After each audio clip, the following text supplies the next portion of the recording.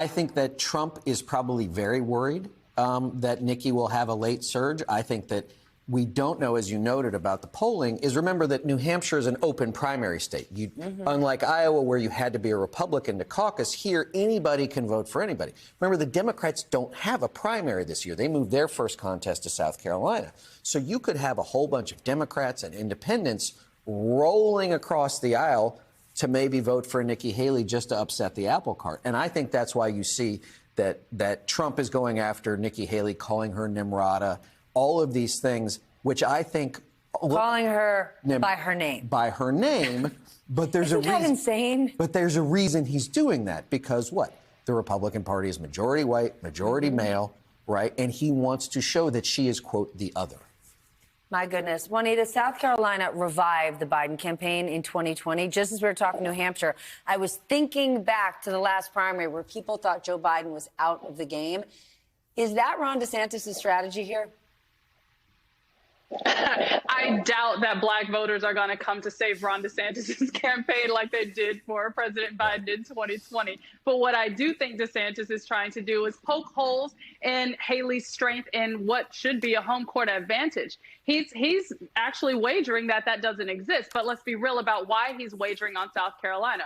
As you posted at the top of this segment, he's only at 5% in New Hampshire. He is low on cash. His PAC is firing people. His staff is leaving. And his campaign is running on fumes. So South Carolina is where he plans to make his last stand. And as much as DeSantis thinks that Haley losing in the state, which is her home state, will be the death knell for her, I think it's going to be the death knell for him, because there's a situation where we could see this Republican primary wrapped up after South Carolina, after Trump, who is still polling 30 points ahead of both Haley and DeSantis in South Carolina, puts it in the bag. Reed, you're nodding yes, but I happen to know that you believe Iowa was the beginning of the end for Trump. I do. Look, I think that, first of all, as we talked about right before we went back on air, only about 14% of Republicans that could show up did. Why do you think that is? Because it's not interesting. Donald Trump was president, Nikki Haley, Ron DeSantis, right? And technically speaking. Yeah, but there's no energy there, right? Donald Trump is low energy, Don, right? And people say, oh, it's the weather. Like, if you've been to Iowa in January, as I have been, it's always cold, right? Like, it's always cold in January. It wasn't like there was a blizzard. It was just really cold. Yeah, and so, like, people just didn't have any reason to come out, maybe. I thought, okay, Trump's going to win. But I think a couple of things. One is, if you look in the exit polling, 18% of, DeSantis gets 20%. DeSantis voters' number one reason for coming was abortion. That was their big issue. All right. I think that's a red flag for the Trump campaign, because if they move to try and pick those people back up, they're going to push away all those white suburban women who they can't win without. And then the other part with the Haley voters is only 23% of self-identified Haley voters said that they would vote for Trump in the fall. 43% say they vote for Biden. The balance go to Bobby Kennedy or some other third party. Remember, Trump can't afford to lose anybody. He can't afford to lose any voters. And Iowa and Michigan, Iowa and Wisconsin, Iowa and Pennsylvania, they're not the same places. That's as conservative as it's going to get for Trump. It's like going to the old Confederacy, right? And so for Trump, I think there's a lot of red flags into the fall here. You think Nikki Haley could be the no labels candidate? They have raised a lot of money. They've gotten on ballots, but haven't named who they're going with. That decision will be made in Nancy Jacobson's basement. It's not going to be made in any sort of public process. I will say that. And what I would say is this, is that she is desperately hoping that Donald Trump loses in November so that she can be the odds-on favorite for 2028. Ron DeSantis is done. He's done.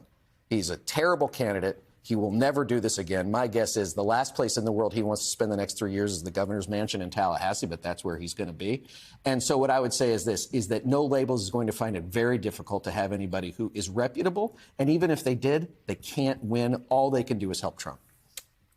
All right, Juanita, how about this new exclusive reporting from our colleagues over at CNBC that Donald Trump is eyeing Congresswoman Elise Stefanik as a potential running mate? She's gotten a lot of positive press, raised a whole lot of money following the hoopla at Harvard and the president stepping down. What do you think about that?